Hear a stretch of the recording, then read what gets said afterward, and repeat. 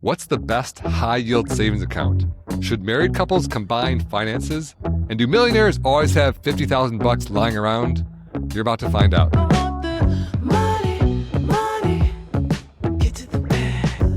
Welcome back to the Personal Finance Club show. Happy New Year, Jen. Happy New Year, Jer. How are you? It is New Year's Day. It's 2026.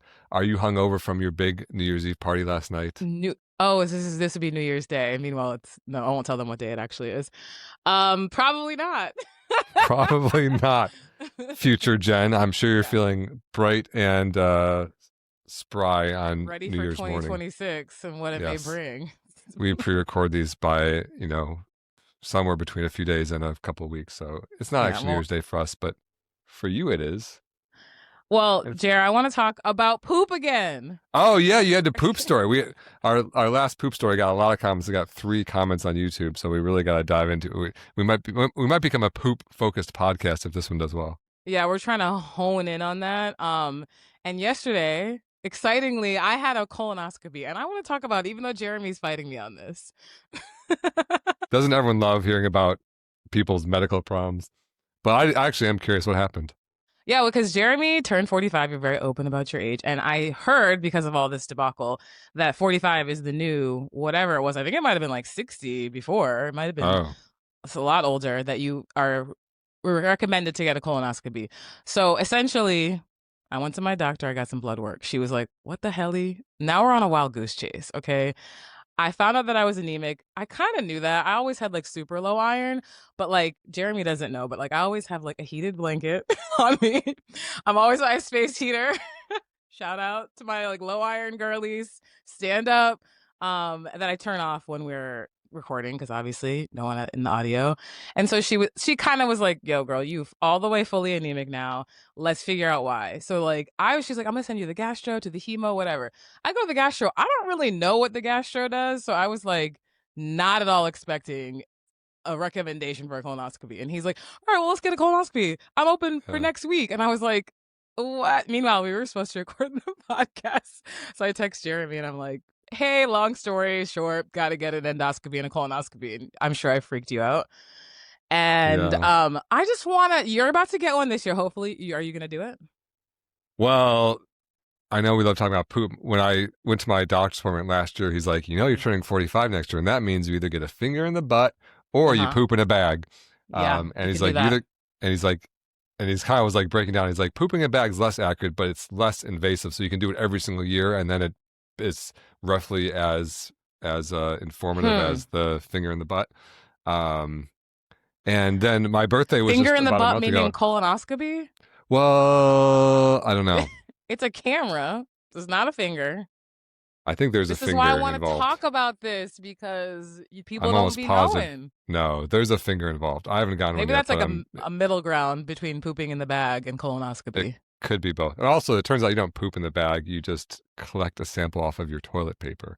We got to stop this. This is a terrible it's too episode. Much. Anyway, the point of this is... so how are you doing, though? I'm great. I'm fine. And I just wanted to let people know, if you are approaching 45 or if you have been avoiding getting a colonoscopy, you should just do it. The worst part is the prep. You have like a few days before where you can only eat... It's funny, actually, the things you can eat, you think are like, you got to be healthy, but really it's just like low residue food. So like all the things that I would normally eat, like I couldn't do like kale, like I do a kale smoothie. You can't do like leafy greens. You can't basically they're just trying to clear you out. Right. Did you have to drink like a gallon of clear syrup or something? Yeah, it was this like, it actually tasted like a bad Jolly Rancher kind of. So even like that, it's like really not that bad. So I just wanted to make people feel at ease. I did it. Like, you have a liquid day that kind of stunk, but you can still have Jello, because anything that melts down to clear you can have. And I got these popsicles from Whole Foods that you could have. So I was honestly kind of jamming, like things I haven't eaten Jello in like years. So like Jello, I had popsicles, I had apple juice, like all these things that are super unhealthy for you. I was like eating just to like make sure that I didn't fail, because the last thing I wanted was have to go back. And I passed my colonoscopy with flying colors.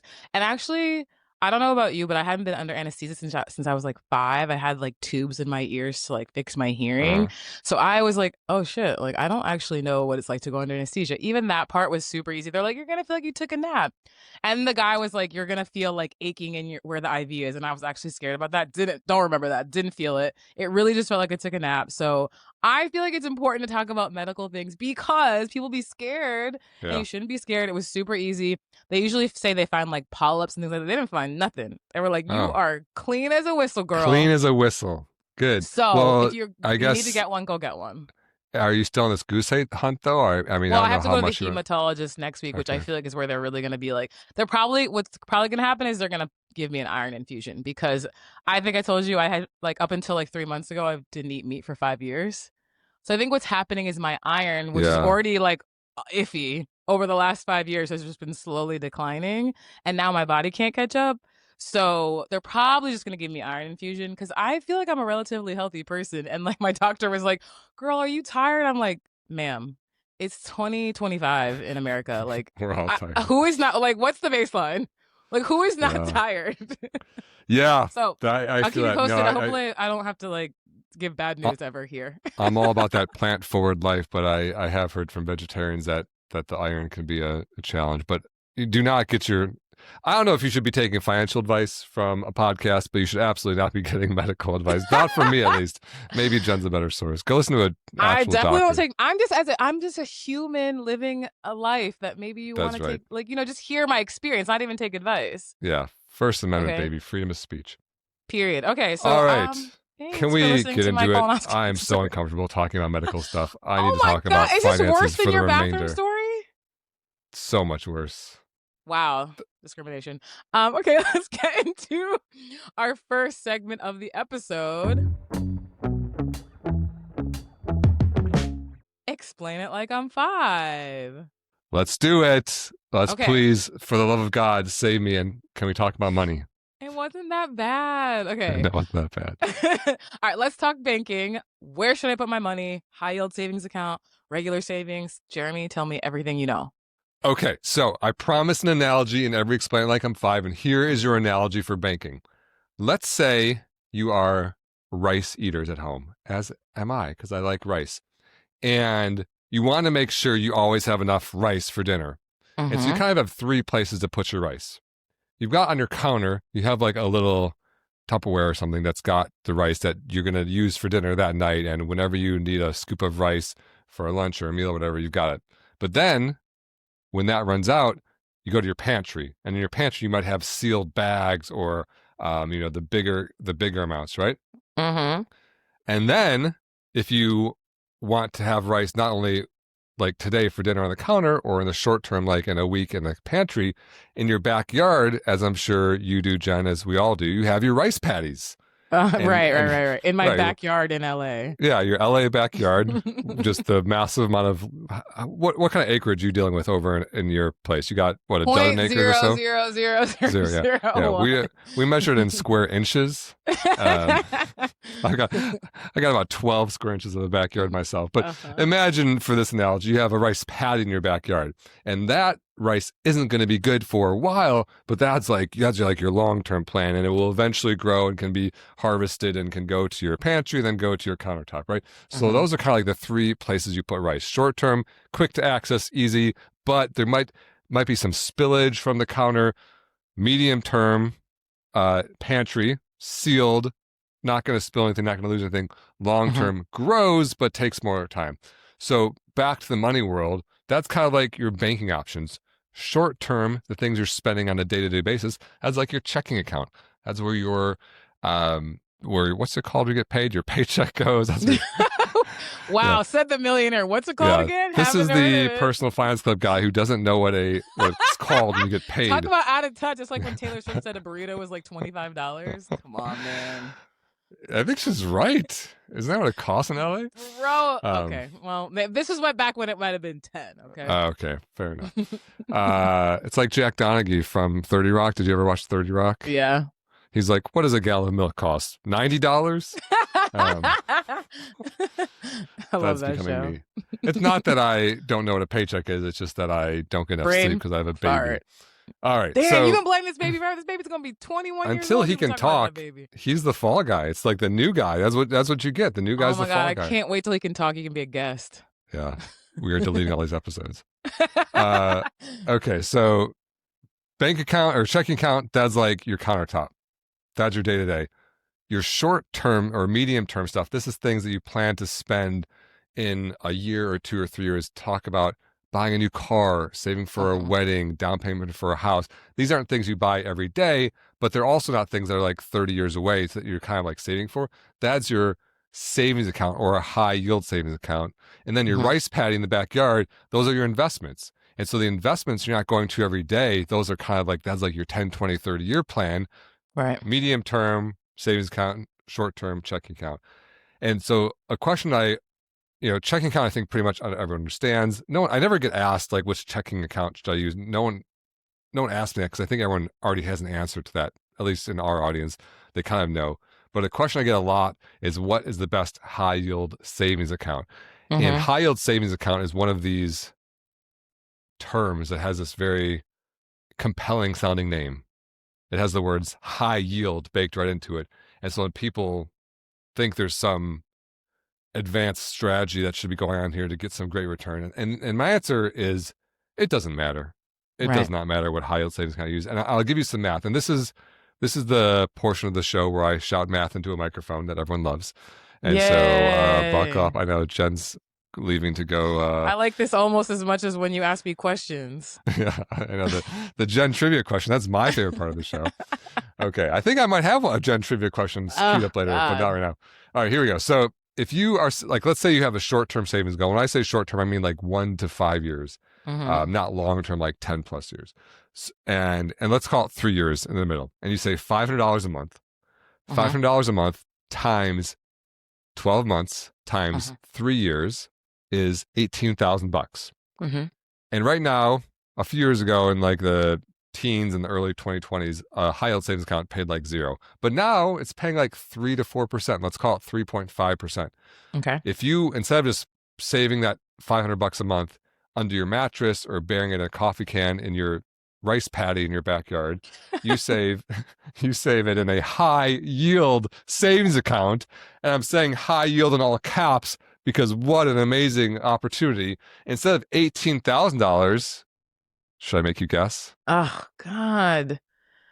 I'm gonna say like 20,000 because you're not making it sound like you're making a big deal of it, so it can't be much. But it's a sarcastic big deal. Instead of having 18,000, you'll have 18,637. Oh my God, peanuts. Right. And so, I mean, it's $637. Like, I don't mean to poo-poo that, but that's not moving the needle really. And so is it worth it? Yeah, sure. But if you're getting 3.4% or 3.6%, like it's not worth the mental energy to spend a lot of time on this because it's not moving the needle in your life. I'd rather you go put more money into your investments, right? But now you're saying, okay, well, 3.5%, what if you just invest that money? Instead of putting it in the pantry for the 3 years, go put it in the rice paddy and just roll the dice and hope that you have a good yield in 3 years, right? So now you're doing $500 a month times 12 months times 3 years. You invest $18,000 over that 3 years. But now you're getting 10% instead of 3.5%. Now how much do you think you'll end up with, Jen? Guessing I'll game stop time. listening. No, I'm just kidding. Okay. Wait, so 18,000, 10%. So you're getting 10%. So 3.5%, you got 18,637. Now you're getting 10%. What do you think you'll end up with? And it's been 3 years. 3 years, same 3 years. So now are we at the 25,000? The good guess. You should have stopped when you said 20 because it was 19,860. And so the point is, for these short terms, like 3 years, 1 year, 5 years, these short terms, whether you're getting 3% or 10% or 3.5% or whatever, it doesn't really move the needle much. And I always say, don't invest that money because the difference between 19,860 and 18,600 is about $1,000, right? And that's like 2 months of savings. And so by putting your money at risk, putting it into this very volatile stock market, which has all these ups and downs in the short term, you're exposing yourself to maybe not having the 19,860, but maybe having 8,000 because the market crashed or whatever. But if you invest for 40 years at 10%, you end up with $2.6 million. And so that's why these 3 tiers, counter, pantry, rice paddy, backyard, checking, high yield savings, investments are important, and don't conflate them, right? If you put your short-term savings in the rice paddy and then you have like a drought or now we're getting into rice farming mechanics, which I don't know. I think water is good for rice, and so there is a flood worse or a drought worse? I don't know. But the point is, if you have a bad harvest, it could be ruined, right? Then you won't have dinner. You won't have dinner in a week, or you won't have your wedding or your car in a year or two, right? So Yeah. for the short term stuff, 1 to 5 years, just do a high yield savings account. Doesn't matter which one, because like I said, even the difference between 3.5% and 10% doesn't make a difference. So I just say go with whatever's convenient. Personally, I don't even have a technical high yield savings account. I guess maybe I do with my wife. We have a joint one with Ally, not sponsored. Doesn't matter which one to use. I've traditionally used a money market fund, which is basically just a brokerage account where the money sits in a fund that ends in XX. And those generally both pay the going rate. I feel like the money market fund's a little bit more consistent. High yield savings accounts sometimes play little games like intro rates, and they drop the rates, and that annoy me. So that's why I like the money market fund, but none of it really matters. So the biggest takeaway is short-term stuff, just use your checking account. Medium-term stuff, 1 to 5 years, high yield savings account. Doesn't matter which one. Long-term, go with the investments. That's where you use your brokerage account, 401k, Roth IRA. Go put it in the rice paddy, let it grow for years to come. Are you hungry for some rice now? No, I'm just laughing about the fact that like of all the like analogies for this 5-year-old, it was like a rice paddy. Like I don't does Mateo know what a rice paddy is? Well, we have him working in the fields, so Oh he knows. Yeah. And he's only 4, so it's going to get worse when he's 5. Child labor. Yes. Yeah. I think, Getting all the as high long notes as here. no one ever finds out about it. We're not recording this, are we? No, not at all. It's Okay, just good. for fun. This is just me and you chatting. This is our weekly meeting. Sometimes I feel like that when I look at the analytics. We got 2 downloads this month. I wonder who those were. Damn, shots fired. Okay, well, let's keep it going. I'm having a good time. Let's get into our next segment. Money. Can I ask a dumb one? Are you asking a dumb person? Are you asking a dumb question? I really don't think they're dumb. I actually like the dumb questions. I think the smart questions are annoying. The people who ask about quantitative easing and they're trying to like make themselves, the people who ask like legitimate dumb questions, those are the smart people and those are the smart questions. So what's the question today? Okay. This question comes from Grace, who asked so many questions. It was probably like 6 or 7 questions. Then I told her, I was like, we'll try and get to it on the show. Then she came back and asked other questions. So, Grace, thank you so much for listening and for writing in. I took 2 of your questions, and I think I even pared this first question down. She asks, how do you combine and manage finances as a newly married couple? Taxes, checklist, doing a post-nuptial, which I'd never heard of. And how do you prepare for finances for having kids for the first time? Jeremy, you just recently got married and you have 2 kids. So this is the perfect question for you. I feel like you have a lot of knowledge on this. Talk to us. This is the perfect question for me to be asking, and I have no business answering this question. I just celebrated my 1-year anniversary in October. So I'm still kind of a newlywed, even though I'm an older guy for a first marriage. And yeah, we have 2 kids. One is from my wife's previous relationship. One is our new baby, Ty, who is not even yet 10 months old. And yeah, so just for transparency, I'm not the foremost experienced expert on. You're no Ramit Sethi. I do. I think I have his phone number, or at least we're on a DMing basis. So, well, he's like the finance relationship expert guy. Yeah, right? Like, that's like his whole podcast. Niche. Yeah. But yeah, and his book, right? He obviously crushes it. He kind of covers everything. But anyway, let's not talk about my big competitors. You're friends. Like, you guys are buddies. I agree. I like him. I'm sure he's a listener. Hi, Ramit. Just kidding. All right. So yeah, this isn't my specific area of expert, but like Jen said, I can share my experience, and we can use the large amount of podcasting equipment in the world to to just put more audio out there. So here's what I do: 4 things. Number 1, transparency. I think most money problems in a relationship really at the core are problems of transparency. People doing things without the other's knowledge, hiding accounts, secret spending, not being on the same page, not good communication. And I think the first step to transparency is to make a joint net worth statement. A net worth statement is where you open up a spreadsheet. At the top, you list all of your assets. These are positive financial accounts you have: checking account, savings account, investment account, car, home, everything you own of significant value over, at least like $1,000 or $2,000. You don't need to get into clothes and little stuff, but just, your big financial accounts. Maybe if you've got some treasured heirlooms or something like that, list them all at the top. Then at the bottom, below that, you list all of your liabilities, your debts, student loan, car loan, mortgage. The house thing always confuses people. So if your house is worth $400K, you put $400K at the top, and if your loan is $300K, you put minus $300K at the bottom. That nets out to $100,000 of equity, right? So you do this for both, one spreadsheet, both partners, list it all out, and then you can even add a column for like who controls that account or who came into the marriage with that account, and figure out what your joint net worth is. And I just think that transparency, that conversation, where are we at, is a huge first step, because if you don't do that, then you're always in this me versus them situation. Oh, my accounts, her accounts. You really want to grow your joint net worth, and don't let your divorce proceedings be the first time that you figure out what each other has, right? Because I think that's what happens is there's like people keep secret money and don't share and aren't transparent and aren't on the same page, and then it turns bad, and then there's this divorce and trying to figure out what the other one has. And I think that leads to the divorce, right?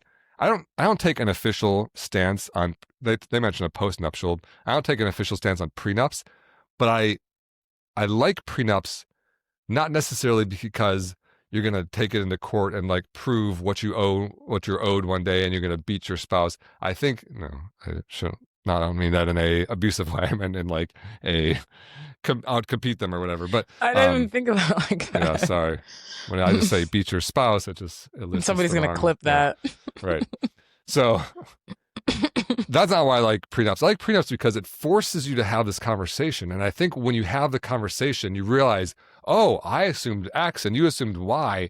And that little like piece of sand of disagreement, while small when you're in the honeymoon phase, can irritate and grow into this huge problem. And when you have the agreement beforehand, you're like, okay, this is how you expect to handle money. That's why I think transparency is a big one. So that's number one. Number two. Wait, are you going to explain what a postnuptial is? So prenuptial is a legal agreement you get into before you get married that basically says, if we were to separate, this is how we will do it. You can even have other things. If we don't separate, this is how we're going to handle money. And I think a lot of people do that before marriage so that if the marriage goes bad, they have a previously agreed upon set of rules that they don't have to like fight out while they hate each other. A postnuptial is simply that same agreement that you get after you get married. I've never heard of it. Right. And a lot of times they're less common because oftentimes one or the other partner lists a prenup as a condition of marriage, whereas once you're already married, suddenly there's no incentive for both. If there's like a financial imbalance or something, one of the partners might not want to sign it, and then they don't. Right. But if you want to for whatever reason, you can. Okay. But yeah, gotcha. Also, I'm not a family law attorney, so gotcha. Yeah, here's a list of advice not to take from me: medicine, legal. Okay, so yeah. We're going to off track. Number one, transparency, make a net worth statement. Number two, look at your income and expenses. So together, add up all your income, go look at the last 3 months of your expenses. You can do it on a spreadsheet. You can do it using one of these fancy apps out there. And then just get a sense of where you're at. As a team, are you bringing in $8,000 a month and spending $12,000 a month? If so, address that, because that's going to become a very, when you see your spouse ordering a DoorDash and you're looking for pennies on the couch to save money to clear this $4,000 deficit, that's going to be a problem. And I don't like, my wife doesn't share my sociopathic love of transparency like I do. But we've had issues like this where like she feels bad about money and I don't, or I feel bad about money and she doesn't. And when we kind of go through this together, we suddenly feel the same way, which is good. If one's feeling bad about money and one isn't, that's where these rifts can come, where I'm like, I'm trying to save money and you don't care about a $4,000 deficit. Maybe they don't even know about the $4,000 deficit, right? So you got to get on the same page. So that's number 2. Okay. Number 3 is I like to use a joint account for all of your income. Both paychecks, all your income comes into a joint checking account. You can also have, just like we talked about in the previous segment, you can also have a joint savings account for your family short goals. So if you're going to have a big vacation, new cars, kids' college, whatever it is, you can put that in your savings account. And then you can even have a joint investment account if you want. Most investment accounts are actually individual. IRA, the I stands for individual. 401ks are generally individual, but you can have a joint account. And then you pay your bills out of that. And then I also like to have separate accounts. So you, in addition to your joint checking account, you can each have your own checking account. And then when you're meeting and you're discussing, you're looking at your budget and your income and your expenses, you make a little deal and say, hey, every month we make $8,000 a month. We're spending $6,000. Great. You're going to take $750, put into your account. I'm going to put $750, put in my account. And then I can go take my debit card that goes to my account. I can spend it on whatever I want with no oversight. Like that's my money. I'm my own adult human with my own decision making that we've agreed upon. Like that's a no judgment zone. That doesn't impact our family goals. That's not taking money out of retirement. Okay, wait, pause. Yeah. So when you do that, are you putting the money in the joint account and then taking it out, or are you splitting your paycheck from the get where like $750 will go to your separate account? Either could work. I like to put every single penny of new income into your joint account. And so there isn't this like lack of transparency. And then from there, once you've got the stream of income coming into one main account, then you automate. Every month on the first of the month, $750 each goes in each of our accounts. Doesn't even need to be equal. Like my wife needs to spend more than I do, so she gets more than I do. Whatever, whatever you agree upon.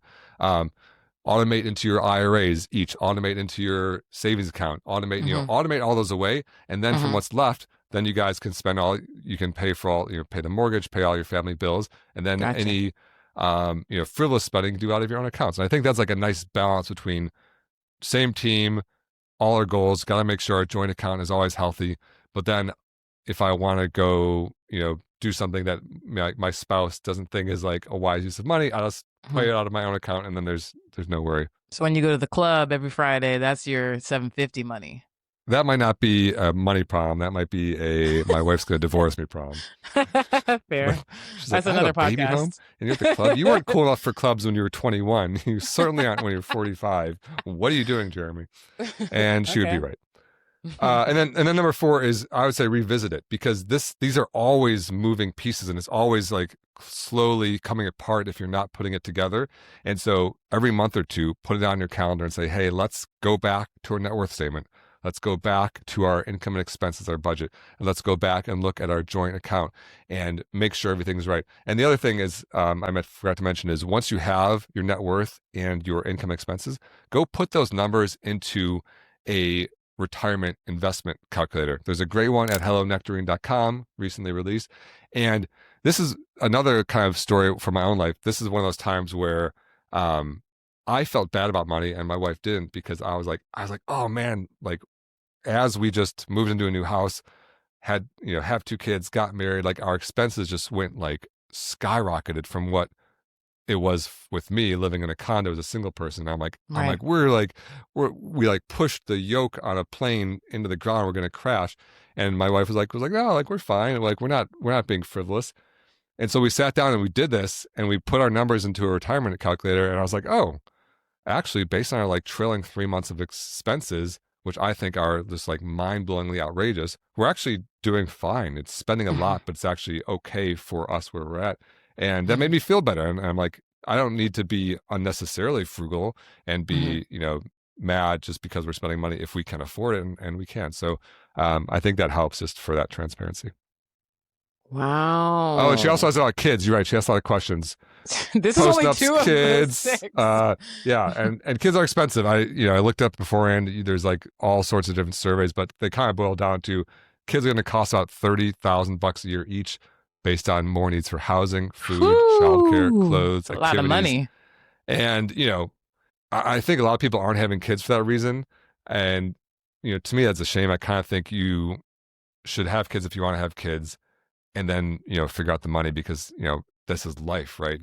Money isn't about dying with like the fanciest grave. It's about living the best life, and having kids is a huge part of that.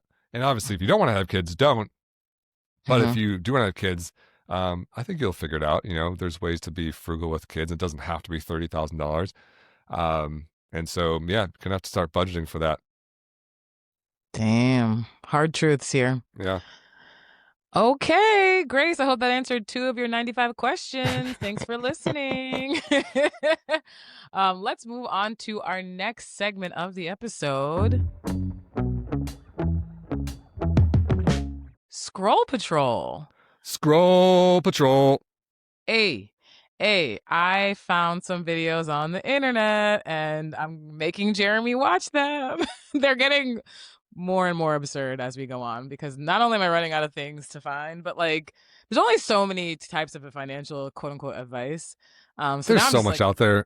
Send your scroll patrols to Jen. Help her out. No, listen, it's just like the same dude talking about the same thing all the time. Anyway, okay. I'm just finding videos that I find fun at this point. So Jeremy, why don't you go ahead and click on that? We'll see. I have not seen this. Okay. I'm trying to be respectful because there was a woman on here who was talking about her engagement and her fiance was like a totally awful man. And she talked about how he had purchased a multi-million-dollar property in Copenhagen and then immediately after told her like he had money issues because the property required a bunch of renovations that cost $50,000. And I'm just here to say, like, if you are with an alleged millionaire and the alleged millionaire cannot come up with $50,000, you are not with a millionaire. That's not possible. Because if this is a person who is worth millions of dollars, enough money such that they can buy investment properties for millions of dollars, that means they can qualify for a $50,000 loan. That's what it should mean, at least. And if they can't, they're dealing with something that's probably not legal, or it's all a lie and a scam. I'm excited to hear the rest of her story, but I just wanted to stress that, like, that's not the thing that happens. You don't make millions of dollars. You don't spend $2,000 on hotels every single night, but then not have $50,000. What is that but a 2-week vacation to that man? What just happened there? Let me give you some context. Because this is what happens. I know we don't see the same videos on TikTok, but a lot of times what happened on my feed is that somebody will be referencing a quote unquote viral video, which what does that even mean nowadays?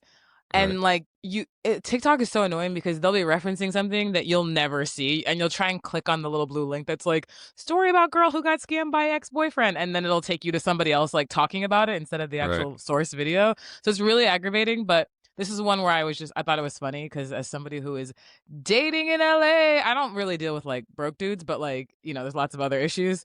I had a young man take me for $2 tacos the other day. So I was like, he didn't get me even a Coca-Cola Classic. So for money reasons, are they good tacos? I would do $2 they were tacos. All right, but it was like, we're going for a deal night and you can get me a drink. I just want a little bubble, like a seltzer or something. Well, did you order one? No, he said no. One. Well, that's on you.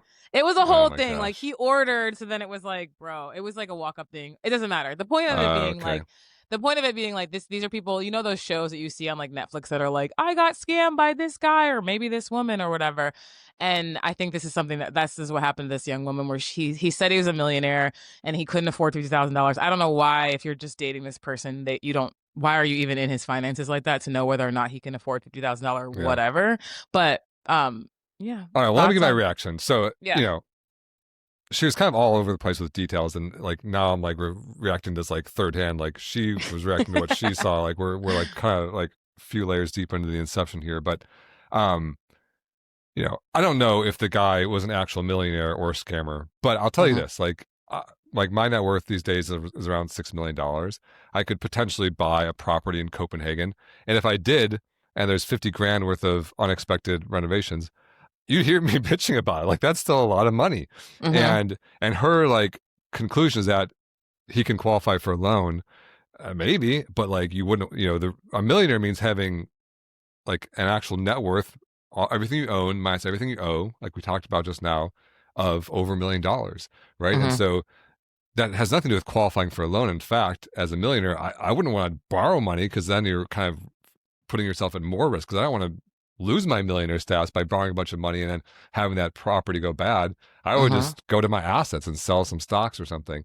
And so, I don't know if the video she's describing, the guy is a scammer or not, but I think that for sure, I mean, my wife can attest. I talk about her a lot on the show. I don't think she listens to be honest. Probably for good cause. Probably the best, yeah. Yeah, for the best. But I will complain about any amount of money, and so it doesn't mean I'm not a millionaire. I just think it means that you want to stay a millionaire and not spend your money well. And I certainly wouldn't want to go into debt to do renovations on a vacation home or something like that. So I do think there's just a lot of misconceptions. Like she's talking about $2,000 a night on a hotel. Like never have I spent a couple times I've really splurged. Like we kind of went on a baby moon and spent $600 a night on a Southern California pretty nice hotel. But even that was a special thing. If you have $1 million and you're spending $2,000 a night, you're not going to be a millionaire for very long, right? That goes pretty quickly. And most millionaires think about money in terms of a way to grow. I guess that's a real thing I want to address about this video, is that most wealthy people live simply, drive used cars, invest most of their money. You wouldn't notice it walking on the street. And I think a lot of pop culture, including social media and movies, will have you believe that being a millionaire is $2,000 hotel rooms and Lamborghinis and even billionaires. I don't they always talk how Mark Cuban just wears a t-shirt instead of a suit because he wears whatever he wants to. So yeah, I don't know how to grade So is this. he a millionaire? No, I'm just kidding. I have no idea. I'm kidding. I'm kidding. Based on his behavior, I think he could be. I don't know if he's buying properties and stuff. But yeah, I give that video a B because I think it's a fun video and very salacious, but I don't think it's a really good representation of how you assess whether or not someone's a millionaire or how millionaires should behave. Welcome to my side of the internet. I'm going to continue to bring you deeper and deeper in. Keep it up. I know. I'll be watching Love Island one of these days. Yes! I would love Instead of just listening to the soundtrack on Spotify. Okay, let's get into our last segment of the episode. Money. Jeremy had time today. I had time. I respond to your comments. We're in the comment section. We got to see what people have to say. I realized I didn't put the original post, but this is the Thai post. Yeah. Okay, great. This is the Thai post that you put where you exposed his beautiful young face and talked about getting him set up to be a millionaire in the future.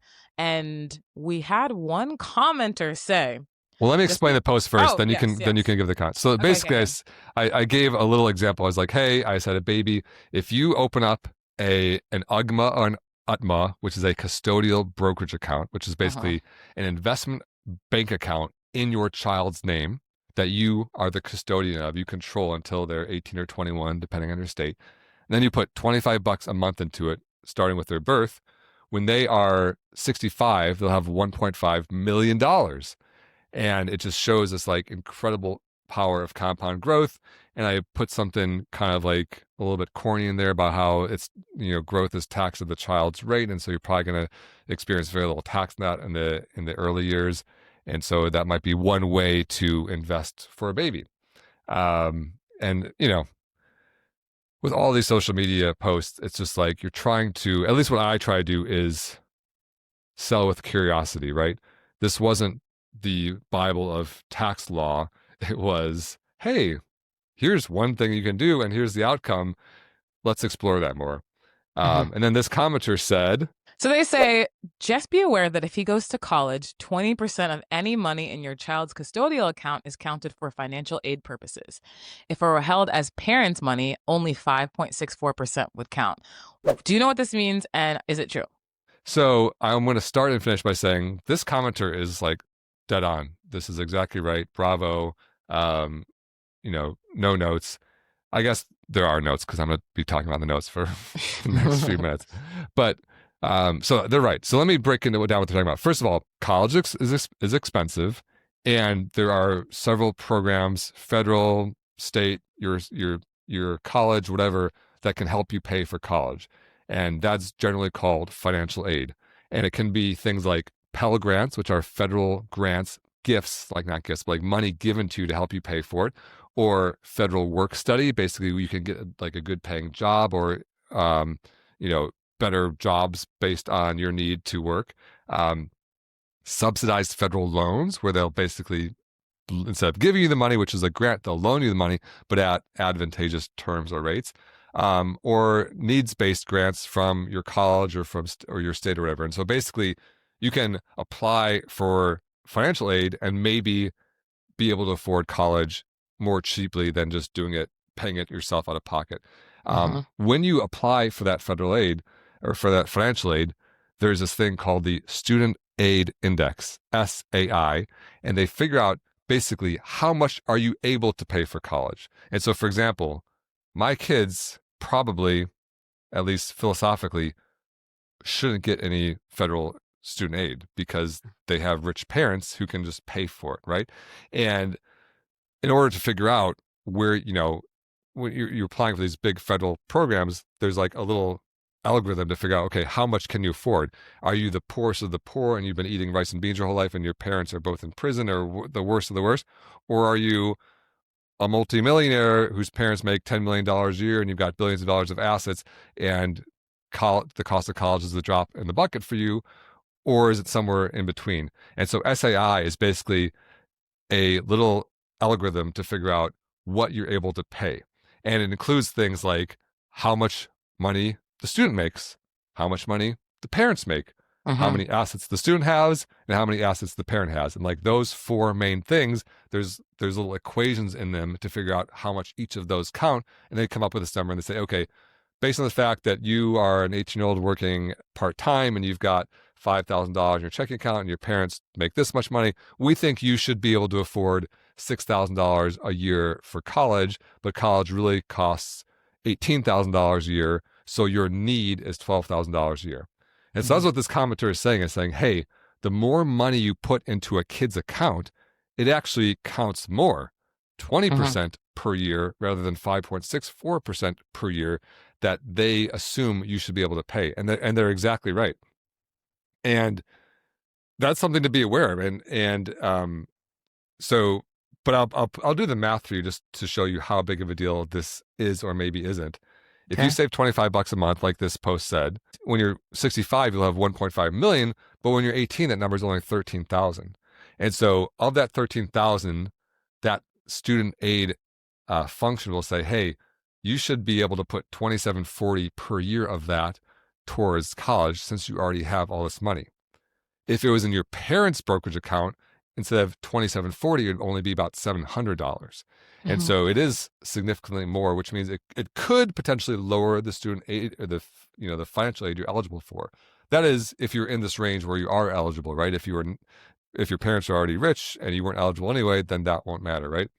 But the bottom line is the commenter is correct, and it's not a great account if you're really aiming to get a bunch of financial aid. Better accounts would be like a 529. 529s are tax advantage accounts that are designed to save for college. And those are still counted as assets, but they're counted as parental assets, which is that 5.64% number, not the 20% number. Or you could save in a general savings account, up until your kids are in college. If you think you're going to be in this range where the parents have little enough assets that they're not going to be phased out of any sort of financial aid, and this 5 to 20% is going to make a difference, you could just save the money in the parental account and then gift it to your kid on this 18th birthday and put it in their brokerage account. So, it's one of those things. It's infinitely complex, and this may or may not matter to you depending on where your finances are and everything. But it certainly is a good comment and something to be aware of if you're going to be applying for financial aid. Okay, good job, anonymous commenter. And thank you, Jeremy, for having the time today. That's it. We made it to the end of the episode again. It seems to happen every week. One of these weeks we might have a never-ending episode that just is a 24-hour live stream of your Twitch stream of Jen's colonoscopy. But oh my god! See, that's a callback. That's called. That's how you. So you're a comedian now. Yeah, This is my stand-up hour. You have to listen to it because insufferable. Absolutely. Yeah.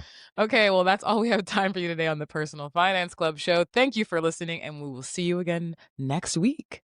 And don't forget to follow the 2 rules of Personal Finance Club. Rule number 1: live below your means, and rule number 2: invest early and often. The Personal Finance Club show is produced by Jeremy Schneider and Jen Mundia. Music by Esabalu and Homie. Send your questions to podcast@personalfinanceclub.com. The Personal Finance Club show is co-hosted by Jeremy Schneider, who is a co-owner of Nectarine, an SEC-registered investment advisor. The views expressed on this show are those of the hosts and guests and do not necessarily reflect the views of Nectarine. Please refer to hellonectarine.com for all relevant disclosures. This podcast is for informational and educational purposes only and should not be construed as personalized investment advice or a solicitation to buy or sell any security. Listeners should consult their own financial, legal, or tax professionals for advice specific to their situation.